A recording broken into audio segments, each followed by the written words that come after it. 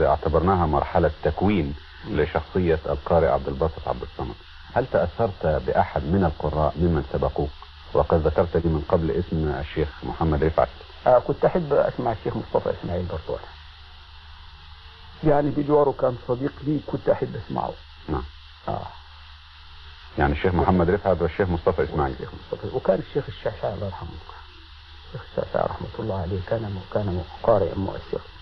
هو بعدين في حاجة أنا يعني القرآن متى قرئ من القلب وصل إلى القلب ويتأثر صاحبه به على طول. هل نستطيع أن نقول أن الشيخ عبد الباسط عبد الصمد كان له طريقة خاصة في تلاوة القرآن الكريم؟ والله طريقة بين جيله. نعم، أنا كانت لي طريقة خاصة صحيح، يعني طريقتي ما حدش يعني ما خدتهاش من حد. أنا نعم. أنا شقيت طريق خاص لي، بل دلوقتي يعني لي بسمع كثير مقلدين لي كثيرين في مصر وفي غير مصر، يعني في ماليزيا وفي اندونيسيا لما بنسافر البلاد. واحساسك وشعورك عندما تسمع من يحاول تقليدك؟ والله انا بفرح بيهم يعني. وبعدين التقليد ده انا بحب يعني ما بشجعهوش قوي، لانه التقليد ده يعني ليه عمره قصير، يعني صاحبه يتعب، لانه المقلد دايما يتعب في التقليد، لانه هيجي فتره وما يستطيعش التقليد، لازم الانسان يتخذ له طريق لوحده عشان يقدر يستطيع ان يستمر في القراءه. ثم التقليد بيبقى فيه تكليف هيجي في سن معين هيبقى محدود فينتهي. فضيلة الشيخ عبد الباسط عبد الصمد، كانوا في السابق يطلقون على القارئ اسم صييط، على اعتبار أنه كان يعتمد على صوته كثيرا، ولم تكن هناك ميكروفونات تسمع إلى مسافات بعيدة. عندما ظهرت الميكروفونات هل أثرت على صوت القارئ وعلى صوت هذا الصييط أو ساعدت؟ لا، هو ساعدته طبعا، لا شك أن الميكروفونات ساعدت القارئ، على بدل ما بيسمع يعني عدد محدود بقى بيسمع البلد كلها. نعم. لكن في السابق كان يعتمد على صوته، أما الآن فيعتمد على الميكروفون. لا برضه معلش، ما هو الصوت بجوار الميكروفون، ما هو الصوت طبعا برضه الصوت ده ما هو موهبة. نعم. ما فيش يعني صوت مثلا يكون وحش في الميكروفون هيحليه ولا يزينه ولا بتاع، لا. إنما الصوت ده هو ما هي إلا آلة تقوي الصوت أو توصله إلى مكان يعني بعيد. إنما الصوت جماله في حد ذاته هو، إنما الآلة الميكروفون دي بتقويه وتودي لأكبر مسافة للمستمعين. قارئ القرآن الكريم يستطيع أن يجود وهو داخل جدران استوديو مثلا أو بين جماهيره، أيهما أحسن بالنسبة له؟ والله هو ممكن يعني هي ساعة بيقولوا عليها ساعة تجلي. بعض الأحيان الإنسان بيبقى منسجم وبيبقى يعني في ساعة زي ما تقول يعني فيه ساعات بيبقى فيها فيوضات إلهية. نعم. ممكن الواحد يقرأ في استوديو ويبقى متجلي ويقرأ أحسن من وجود الناس. وبعض الأحيان يقرأ وسط الناس أحسن من يقرأ وسط يعني هي ساعات. بيقال ان بعض الناس عندما يستمعون الى القارئ ويبدون بعض الاستحسان ويرددون بعض الالفاظ، هل تحب هذا الامر؟ لا، انا ما احبش الالفاظ اللي بتزيد عن حدها، يعني هو في معلش الله بصوت يعني مقبول، انما فيها اصوات بتبقى خارجه عن حدودها، وبعدين ما هياش استحسان في بعض الايات، لانه في بعض ايات الاستحسان فيها بيبقى مقبول، انما في ايات مثلا عذاب ولا بتاع استحسن فيها مش هي يعني.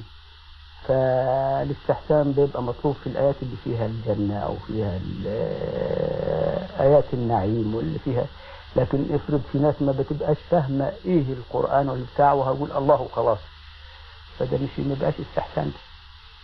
يقولون ان التجويد فيه بعض التلحين وهو قريب من الموسيقى. لا، هل هذا صحيح؟ هو الصوت الحسن هو ذات نفسه هو موسيقى. هو الصوت الجميل ده، هو صوت ما كان ابن مسعود يقرأ على الرسول، وكان رسول سيدنا رسول الله يقرأ علينا ابن مسعود، وكان يحب أن يسمعه من غيره. وبعدين يعني القرآن يعني في حد ذاته لما يقرأ بالصوت الجميل برضو يعني محبب. نخرج الآن من هذا النطاق إلى النطاق العالم الواسع وإلى رحلات ضيفنا فضيلة الشيخ عبد الباسط عبد الصمد، وقد ذكرت أنك زرت كثيرا من البلاد الإسلامية والبلاد العربية. نعم. نذكر رحلة منها. لا أنا رحلاتي بقى كانت يعني طبعا البلاد العربية. بدأنا بالمملكة العربية السعودية في عام 52 كما ذكرت. البلاد العربية دي عم بكرة أبيها طبعا يعني كلها، المملكة العربية السعودية، لبنان، سوريا، المسجد الأقصى، سنتين أحيت رمضان في المسجد الأقصى، العراق، طبعا السودان، وقطر ونحن فيها الآن. لا طبعا قطر دي تعتبر يعني نعم. بلادنا. كل البلاد العربية عم بكرة أبيها طبعا زرتها. نروح طبعا الباكستان والهند والسنغال وماليزيا وأوغندا نذكر واحدة من البلاد العربية أولا وذكرياتك مع مستمعيك في هذا البلد. البلاد العربية أنا ما أنساش يعني أحيت رمضان في المسجد الأقصى. تذكر في أي عام؟ هو تقريبا يمكن 63. نعم. فكانت التلاوة هناك في المسجد الأقصى كان تكون القراءة بعد صلاة العصر، لأنه هناك أنا حبيت أقول لهم يعني بعد صلاة العشاء، قالوا لي لا، هنا عندنا الناس بتنزل من الأرياف يقضون حوائجهم من المدينة ويصلون العصر في المسجد الأقصى، فهو الوقت الوحيد اللي بيبقى فيه عدد كبير في صلاة العصر، وتذاع بالليل عندنا إن شاء الله. ماشي. فكنا نقرأ بعد صلاة العصر تقريبا نص ساعة أو أكثر، وتذاع بالليل الساعة 9 مساء.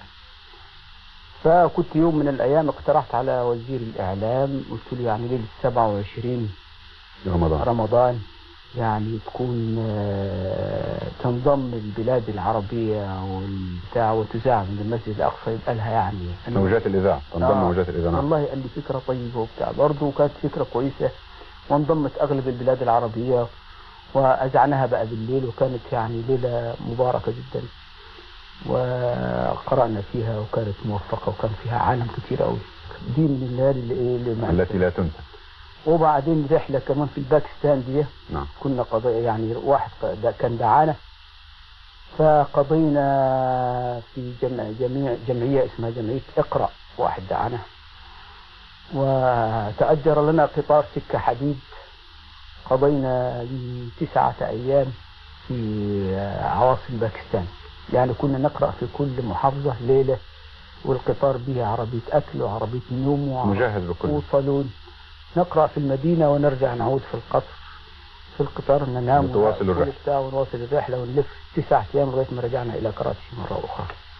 كان دي رحلة برضه كانت يعني من الرحلات اللي الواحد ما ينساهاش. وهذه فرصة لكي نسأل على المستمعين من غير العرب، كيف يستمعون إليكم؟ والله في الحقيقة الباكستان أنا يعني ولو إنهم يعني من الناحية الدينية متدينين قوي، يعني الحفلات بتاعتهم يحضرها يمكن مئات الآلاف، يعني بص البلد فيها زينات وأتوبيسات تنقل المسلمين وبتاع فيها، يعني تحس بأنه في حركة غريبة غير يعني عادية. نعم. لما يكون فيه قارئ القرآن. فدي ناحية يعني برضو يعني عظيم. عادتهم في الاستماع، هل يستمعون إلى القرآن في سرادقات خاصة أم داخل المسجد؟ لا، هم المساجد هناك ما تسعش. نعم. لأن هناك يحبوا يسمعوا في ميادين، وبعدين لما يحبوا هيقولوا فلان زندباد كان ولا زندباد يعني. نعم. عظيم ولا ما اعرفش. هي دي يعني يحبوا يقولوها. فدي من ضمن الحفلات. وبعدين حتى يعني رحت برضه سافرت، رحت جنوب افريقيا انا، يعني دخلت جوهانسبورج ووصلت لغايه راس الرجاء الصالح. نعم. يعني هناك في مسلمين وبتاع، دخلت بعجوبه هناك لانه هناك ممنوع دخول اي بلد في تمثيل دبلوماسي ابدا. لكن المسلمين هناك حاولوا لغايه ما خدوا موافقه من الحكومه، ودخلت هناك مرتين، ورحت راس الرجاء الصالح. وكيفيه استقبالك يومها؟ فين؟ في جوهانسبرج. جوهانسبرج يعني استقبلني التلفزيون والبتاع، وصوروني في المطار والبتاع، يعني حاجه غريبه يعني. وقالوا لي يعني، وبعدين شفت التفرقه العنصريه على طبيعتها بقى، حتى قالوا لي عزموني، قالوا لي تعالى اقرا لنا ما تيسر من القران، يعني ايتين كده في برنامج مش عارف بنعمله للجماعه فقلت لهم الايات: يا ايها الناس انا خلقناكم من ذكر وانثى، طبعا ما يفهموش معناها دي، وجعلناكم شعوبا وان اكرمكم عند الله اتقاكم ان الله عليم خبير. يعني ما فيش لا فضل العربيين على عجمين ولا الابيض على اسود الا طب بهذه المناسبة فضيلة الشيخ، ألا ترى أن يصطحبك في مثل هذه الزيارات والرحلات والجولات، وخاصة في البلاد التي لا تتكلم العربية، أحد من الذين عندهم القدرة على تفسير آيات القرآن الكريم؟ في الحقيقة أنا كان معي مرافق يعني قارئ برضو ثاني يعني واخده وبعدين كان معي واحد صديق خدته معي برضو يعني شرطت عليهم كمترجم يعني. وهو راجل متدين برضو يعني عنده فكرة عن الناحية الدينية، يترجم معاني القرآن. معاني القرآن بتاع، فكانت في جنوب أفريقيا بالذات يعني. إنما في أمريكا أنا رحت أمريكا بقى لفيت. ذهبت أيضا إلى أمريكا؟ رحت 14 ولاية في أمريكا، المراكز الإسلامية كلها. طبعا المراكز الإسلامية اللي فيها يعني مسلمين وفيها عرب ففيها يعني مكتفية بالمترجمين العرب. ويوم لا ينسى أيضا في أمريكا، هل تذكر يوما هناك؟ في أمريكا؟ نعم. لا أنا شوف يعني من فضل الله علينا إن ما فيش دولة من الدول يعني في لوس أنجلوس أنا أسلموا 6 عندما استمعوا إلى قراءة القرآن الكريم. في أوغندا أسلموا 92، يعني عملت حفلتين 72 في ليلة واحدة والباقيين في الليلة الثانية. أشهروا إسلام. حتى في بنت كانت مذيعة كانت مرافقاني في التلفزيون بترافقني في البتاع، وبعدين في آخر يوم وطت على إيدي على رجلي مؤاخذة وبس.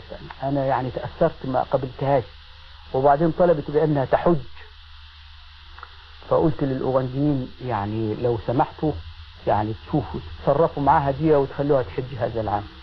وبعدين مش عارف كان اسمها ايه، سميناها آمنة.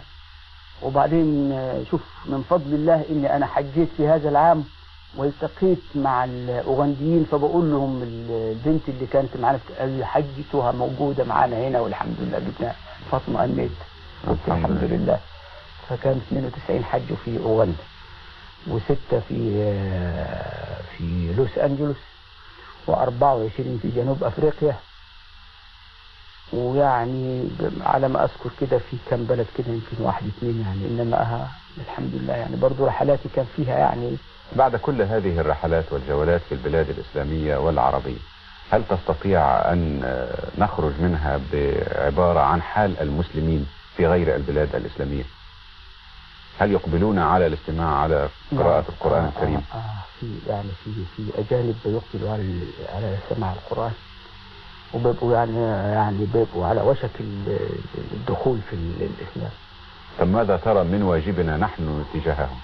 هل فقط نرسل لهم البعثات من قراء القرآن أم ندورهم بالمصاحف والكتب الإسلامية؟ لا عاوز لا غير الكتب، عاوز بعثات. نعم. أشخاص أشخاص تسافر عمليين. ما الكتب ما كثيرة. نعم. كتب موجودة في المراكز الإسلامية وبتاع، لكن احنا عاوزين غيرنا بيعمل نشوف هناك في بعض البلاد، عاوزين احنا كمان نتحرك. هناك هل شهدت في شهر رمضان في إحدى هذه البلاد سواء منها العربية أو الأجنبية احتفلت معهم بشهر رمضان في أثناء جولاتك؟ لا كان في غير شهر رمضان. أنا أغلب رمضان باخده في البلاد العربية، لما دي يعني رحلاتي دي بتكون في غير البلاد العربية، وبتكون في مناسبات مولد النبي أو حاجة زي كده. كيف يحتفلون هناك بالمناسبات؟ مجرد اجتماع يقرأ فيه القرآن الكريم؟ اجتماع يقرأ فيه القرآن والخطابات الدينية والأحاديث عن حضرة النبي صلى الله عليه وسلم، عن ولادته وعن تربيته وعن يعني كما هو متبع في كل الاحتفالات بالمولد النبوي الشريف. الاحتفالات الرمضانية التي شاهدتها في البلاد العربية هل لفت منها شيء نظرك؟ لا والله ما هو عادية، فيهاش إلا قراءة القرآن والوعظ والإرشاد الدين في المساجد. أمر شخصي بالنسبة لضيفنا فضيلة الشيخ عبد الباسط عبد الصمد، متى تحب أن تقرأ القرآن الكريم؟ في أي وقت؟ والله أنا قراءة القرآن الكريم ده أحب أن أقرأه في كل وقت ولا أستغنى عنه مطلقا طول النهار يعني، لأنه هو يعني تسليتي وهو أنسي وحبي وكل شيء لي. هناك بساعة التجلي أو الصفاء. متى تكون هذه الساعة بالنسبة لك؟ هي ساعة قبل الفجر، وقرآن الفجر إن قرآن الفجر كان مشهودا. وتقرأ لمدة كم دقيقة أو لمدة كم ساعة لا هو في اليوم؟ استحسن يعني. لا هو أنا بقرأ يمكن في اليوم يعني أقرأ ساعة، ساعة ونصف، لكن قبل الفجر يمكن أقرأ ساعة. يعني أصحى من فضل الله، يعني تعودت على إني أصحى قبل الفجر بساعة وأصلي على قدر المستطاع وأقرأ ما تيسر لحين صلاة الفجر وأنام. يعني هو النوم اللي بعد الفجر هو النوم الأصيل هو بتاعي. من حفظ القرآن في صغره هل ينساه بعد ذلك؟ لا، وما هي الطريقة لكي لا ينساه؟ هو الإنسان يعني يتلو القرآن باستمرار. نعم. هو عندما يترك تلاوة القرآن فالقرآن يتركه يغلبه. لكن عند تعود الإنسان على تلاوة القرآن على طول باستمرار ما ينساهوش أبدا. ولذلك أنت دائما تقرأ القرآن؟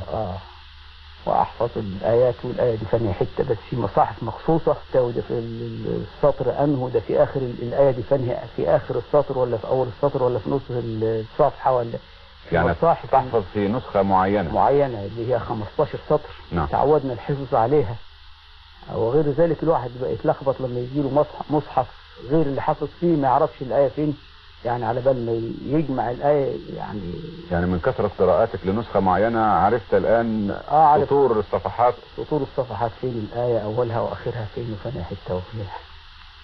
هل هناك آيات محببة لدى جمهور المستمعين يستمع إليها في أوقات معينة يطلبونها من القارئ؟ هو طبعا الجمهور أغلبه بيحب يسمع القصص، يعني سورة سيدنا يوسف، سورة قصة سيدنا موسى، قصص سيدنا إبراهيم، سورة الرحمن، اللي بتبقى يعني للناس العامة بتحب تسمعها، بتبقى يعني زي ما تقول سهلة عليهم. أما الحفلات العامة اللي فيها ناس يعني متعلمين بتاع الواحد يقرأ يعني في أي مكان.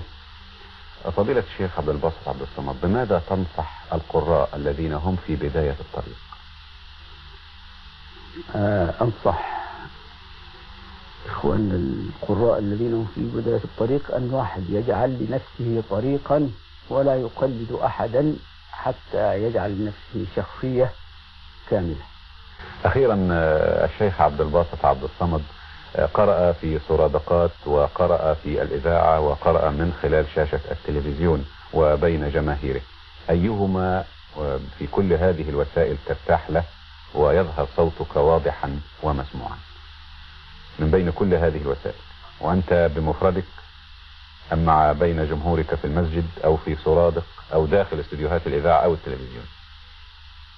والله ما تختار لنفسك واحد. لما أنا قلت ساعاتك دي بتبقى ساعات تجليات، وبعض الأيام بيبقى فيها يعني ساعات بيبقى فيها بيقول لك تحضرها الملائكة، وبتبقى فيها يعني زي ما تقول فيه فيوضات إلهية، وفي يعني بعض الأحيان الواحد بيقرأ في المسجد وبيبقى فيه نورانيات كده، بيحس بأنه أنا في مرة كنت أقرأ في الروضة الشريفة والله كده وما كنت شاعر بنفسي، كان أيامها الله يرحمه الملك محمد الخامس، ملك المغرب. نعم. ملك المغرب، وكنت مرافقه في الرحلة دي. وبعد ما خلصت قراءة جاني أحمد بناني اللي هو مدير التشريفات الملكية وبيقول لي جلالة الملك بيطلب منك إنك تيجي وتقيم في المغرب إقامة دائمة وكل طلباتك اللي أنت عايزها مجابة. بس كنت أقرأ ما كنت شاعر بنفسي، أنا كنت أقرأ سورة المزمل، وكنت يعني صحيح ما بين بيتي ومنبري روضة من رياض الجنة، فكنت أقرأ في الجنة يعني تقريبا ما كنت يعني حاسس بنفسي خالص. هذا بتوفيق الله. ما أنا بقول لك في ساعات بعد الأحيان الواحد بيبقى يعني ما بيبقاش حاسس بنفسه. قبل أن تقرأ القرآن الكريم هل هناك استعداد من نوع خاص؟ لا بيتركها لله الواحد بقى. بعض الأحيان بيبقى في ليالي الواحد ما بيبقاش عامل حسابها ومش مهتم بيها، وتبص تلاقيها فيها فيوضات إلهية وتجليات غريبة. وبعض الأحيان لالي يقول لك يعني عاوز يروح يقرأ كويس ومش عارف ايه، وتلقاه كده ما فيش يعني مش اللي منتظر، فتبص تلاقي فيه ساعات وساعات كده يعني. قراءة القرآن في رمضان وفي لياليه هل لها طعم ولون ومذاق خاص عن غيرها من الليالي؟ والله هو رمضان ده ليه يعني تجليات طبعا ضروري، لأن القرآن نزل في رمضان وقرئ في رمضان، فالواحد بيحس في رمضان برضه يعني بقراءة القرآن بتلاوته في غير أيام رمضان. ويبقى في نهاية هذا اللقاء أن نشكر ضيفنا القارئ الشيخ عبد الباسط عبد الصمد، وشكرا لكم أنتم أيها السادة المشاهدون، والسلام عليكم ورحمة الله وبركاته.